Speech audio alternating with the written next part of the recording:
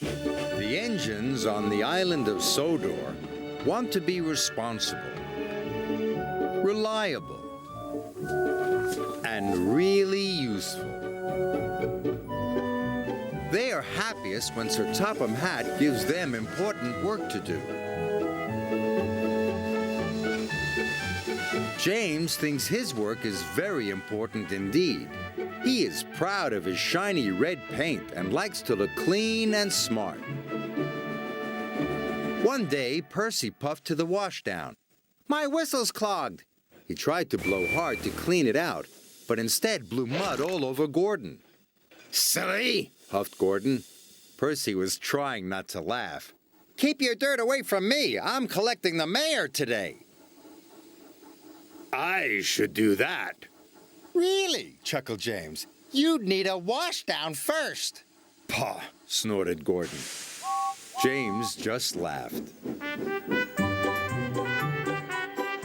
Soon, James had collected the mayor and puffed proudly away. "Just look at me, Gordon!" "Show off," grunted Gordon. Sir Topham Hatt came to the sheds. "I need an engine to collect the Queen of Sodor." "Who's the Queen of Sodor?"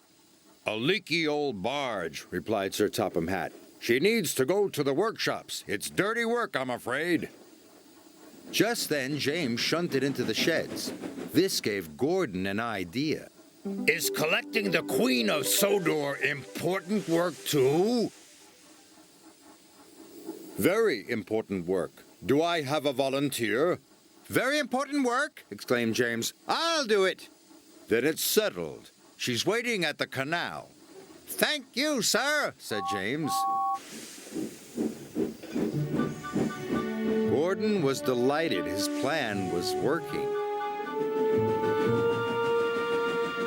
"I'm here to collect the Queen of Sodor," announced James. "There she is," the odd manager said. James was furious. "That slimy old tub? Gordon tricked me. He wants me to get dirty. I'll show him. A shiny engine like me never gets dirty." Soon, James set off with the Queen of Sodor.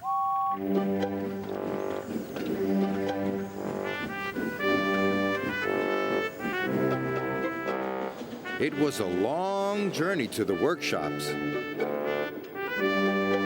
"Shiny and clean," puffed James. Then there was trouble. The tall funnel of the old barge crashed through a pipe.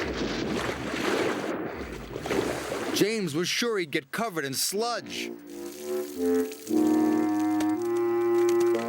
But he didn't.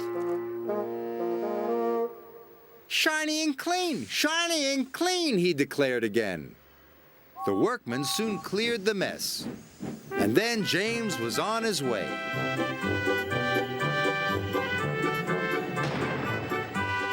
He arrived safe and sound, and pleased that the dirty work was done.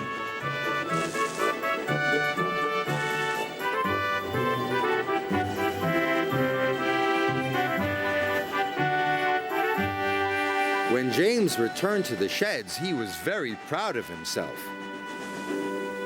"How did you manage to stay so clean?"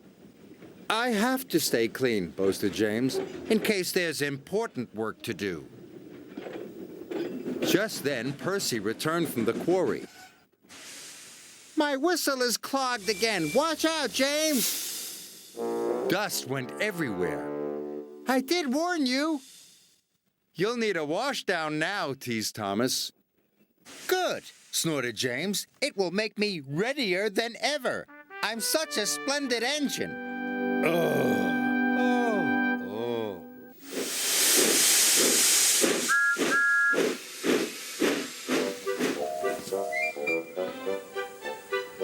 Oliver and Duck are great Western engines. They deliver goods and passengers when the roads are closed by deep snow. But Oliver thinks snow is messy and cold. "I'm a great Western engine," he chuffed one day. "I shouldn't have to shiver." Begging your pardon, Mr. Oliver, said Toad, but I think snow is splendid. Later, Oliver saw some children building a giant snowman for their winter festival. Each time Oliver passed by, the snowman grew bigger. And bigger.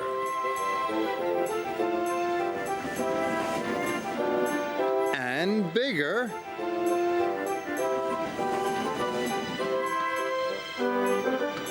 And bigger. Just an observation, Mr. Oliver. Snow is magical. Oh.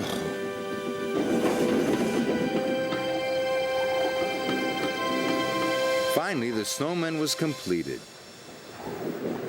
Oliver chuffed back to his warm, cozy shed.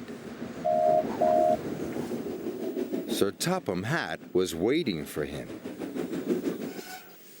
"You have to return to the mountain village," he said. "Some goods are needed for the festival." But all this snow makes my wheels feel chilly. Really useful engines work hard whatever the weather.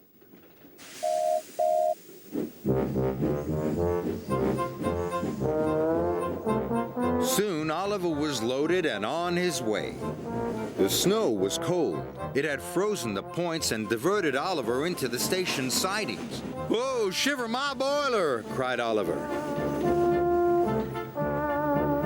His driver applied the brakes. Is there a problem, Mr. Oliver? "Yeah, there is!"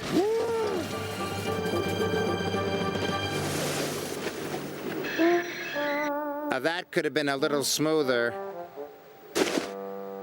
Oliver felt awful. He thought the children would be upset about their snowman. Oliver's driver went for help.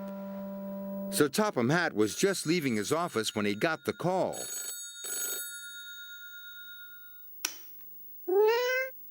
"Duck will bring the breakdown crane first thing in the morning," he said. Oliver's driver returned and told him the news. "I'll be out here all night," moaned Oliver. "I'm afraid so." Luckily, the village inn had a toasty warm room for Oliver's driver. But Oliver was getting colder and colder. His fire had gone out, and his funnel was covered in icicles. "I was right all along. There's nothing magical about snow. Brr." Toad was beginning to think Oliver might be right. Next morning, the children saw the situation. "Look," a little girl shouted. "Our snowman has eyes in its tummy." "No, it doesn't," laughed the little boy. "It's Oliver." That gave the children an idea. When Oliver woke up, he was surrounded by happy children. "Oliver's a wonderful snow engine," they cried. Oliver was so relieved that suddenly he didn't even feel cold anymore. When Duck arrived with the breakdown crane, Oliver didn't want to leave. He was enjoying the winter festival so much. "You were right, Toad," Oliver called. "There are some magical things about snow." "Perhaps, Mr. Oliver," shivered Toad. "Absolutely.